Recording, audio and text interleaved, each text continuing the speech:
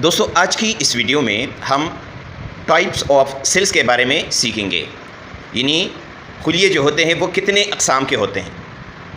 तो there are two types of cells. खुलिये दो किस्म के होते हैं। Number first is prokaryotic cells and number second is eukaryotic sales.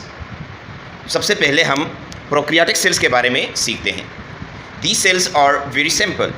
ये जो खुलिये होते हैं प्रोकैरियोटिक सेल्स, ये नहायत सादा होते हैं। They do not have a nucleus. इसके अंदर न्यूक्लियस यानी मरकज़ा नहीं होता। They are small in size. ये जिसामत में या साइज़ में छोटे होते हैं। They are found in bacteria, और ये बैक्टीरिया में पाए जाते हैं।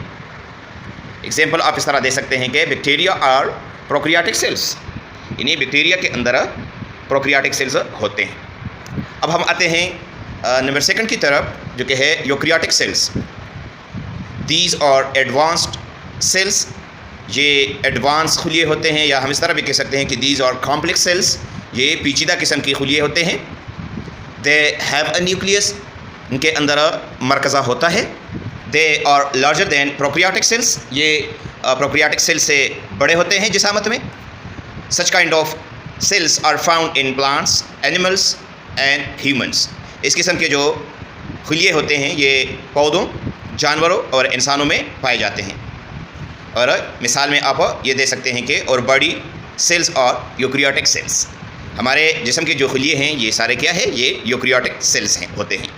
तो दोस्तों ये था आज का हमारा टॉपिक। उम्मीद है आपको इसकी समझ आ गई होगी। Thank you for watching. अल्लाह हाफिज़।